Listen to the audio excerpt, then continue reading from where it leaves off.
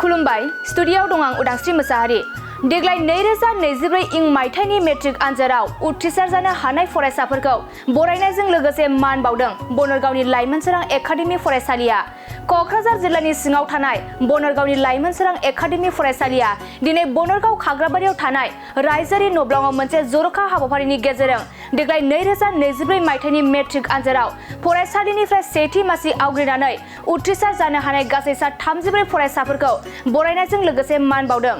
मख'जाथावदि लाइमोन सोरां एकाडेमि फरायसालिनिफ्राय सेथि थाखोआव सा 28 फरायसा, नैथि थाखोआव सा 5 फरायसा आरो थामथि थाखोआव सासे फरायसाया उथ्रिसार जानो हादों।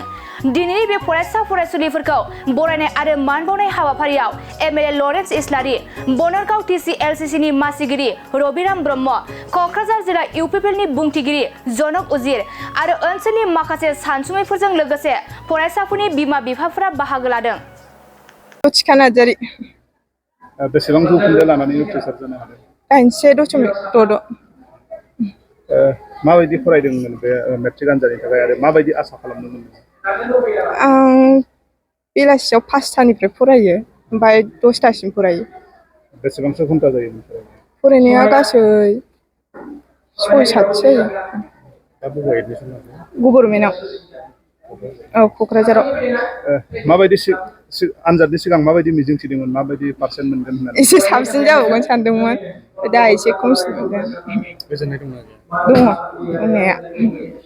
फोरोंगिरि, बिमा-बिफा माबायदि मदद होबोदोंमोन? फोरोंगिरिफ्राबो मदद होदों आरो आइ-आफायाबो जि मदद होदों गोबाङानो।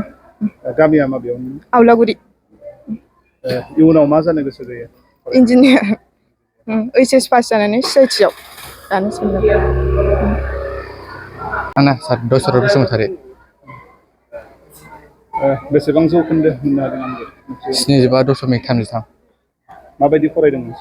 जोंनाथ' फरायनाया सार हस्टेलसोमोन। हस्टेलाव 5टानिफ्राय 8टासिम फुंनि, ओमफ्राय फुंनि 8टानिफ्राय 12टासिम माबानि साननि। माबायदि आसा खालामदोंमोन सिगां? बेसेबां पार्सेन्ट? एसे बांसिन मोनजाबावनो लुबैदों, ओमफ्राय खम फैबाय एसे। मा जानो लुबैयो? इयुनाव सार आंना माबा एग्रिकालसाराव फरायनाय। दा बहाय एडमिसन लादों? आङो एडमिसनखौ रामफलाव लादोंमोन सार। बिमा-बिफा आरो फोरोंगिरि माबायदि हेफाजाब होदों? गासिबो मोजां मदद होदों, बिमा-बिफायाबो थुलुंगा होबाय थादों। नोंनि आनजाद, नोंनि रिजाल्टखौ लानानै माबायदि मोनो गोसोआव दायो? एसे खम फैनायखाय एसे मोजां मोनाखै सार बांद्राय।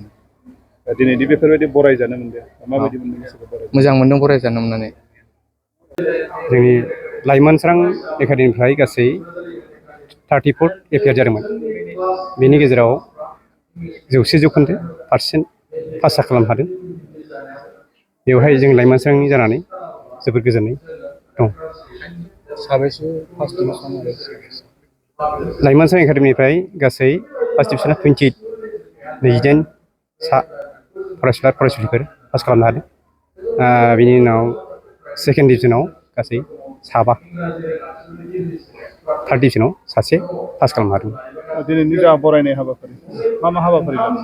दिनैनि बरायनाय हाबाफारिया जाबाय मेट्रिक आनजादाव उथ्रिसार जानाय फरायसुला फरायसुलिफोरखौ बरायनायजों लोब्बा लाखिनानै जोङो लाइमोन सोरां एकाडेमिनि सिङाव क्लास नार्सारिनिफ्राय क्लास 10सिमनि गेजेरावहाय बांसिन नम्बर मोननो हानाय, बांसिन पार्सेन्टेज मोननो हानाय फरायसुला फरायसुलिफोरखौहाय जोङो बरायनाय हाबाफारि लाफादों। आरो बेजों लोगोसेनो जोंनि सिगाङाव लाइमोन सोरां एकाडेमियाव फरायनानै पास जालांनाय जोङो 3सो जाफुंसार जानाय फरायसुलाफोरखौहाय जोङो दिनै बरायनाय हाबाफारियाव जों सोसनफानानै लाफानाय जादों। नोंथांमोननि बे लाइमोन सोरां एकाडेमिया माब्ला गायसनजादोंमोन आरो जागायजेननायनिफ्राय दिनैसिम सोलोंथाइनि बिथिङाव माबायदि जाफुंसारनो हादों बा खामानि मावनो हादों होननानै? लाइमोन सोरां एकाडेमिया 2002 मायथाइयाव गायसनजादोंमोन। जाय समावहाय जोंनि नैबे ओनसोलनि गोरों गोरा इन्स्टिटिउटफ्रा प्राइभेट फरायसालि, अर्थात बर'नि मोनसे पियरलि प्राइभेट फरायसालि नांगौ हिसाबै बेखौ सानखांनानै बै समावहाय बे ओनसोलनि गुन गोनां सोलोंथाइखौ जौगाहोनो थाखाय लाइमोन सोरां एकाडेमिखौ 2002आव गायसननाय जादोंमोन। साबेसे इनरलमेन्ट दासिम आथिखालावहाय जोंनाव नैबे बोसोराव 330 सो स्टुडेन्ट दं। पास आउट जालांनाय स्टुडेन्टफोरा माबायदि खामानि मावहैनो हादों बा साक्सेस जालांनो हादों नोंथांमोननि फरायसालियाव? दा जोंनि आन्दाजाव जा बेनो फोरमान जादों बे मोनसे उदाहरन जादों। आं दहायनो बुंदों जोंनि जे पास जालांनाय फरायसाफोरखौहाय जोङो समनि आंखालाव बुथुमजोबनानै दिनैहाय जों बेवहाय लाबोनो हायाखिसै। बेनि थाखाय दुखित, जाहाथे नैबे दिनैनि बे प्रग्रामाव जायफोर फरायसुलाफोरखौहाय लाबोदों दा बेखौ लानानै जाहाथे जोंनि थालांनाय सिगाङाव साक्सेस जालांनाय फरायसाफ्रा जाहाथे जेबो दुखु मोना, इयुनावहाय जाहाथे जों सम मोनोब्ला बै फरायसाफोरखौबो जोङो नैबे दानि लाइमोनफोरनि जे गोदान इयुन जोलैफोरखौ इनकारेज होनो थाखाय जोङो समजों गोरोबहोनानै सिलभार जुबिलि हाबाफारि लानाय जागोन आरो बेखिनि। मोनसे गोजोनथाव खौरां, बिए सेथि सेमिस्टारनि थाखाय गसाइगावनि जारागुरि गबिन्द बसुमतारी कलेजाव मुं थिसननाय हाबाफारिया सोलिगासिनो दं।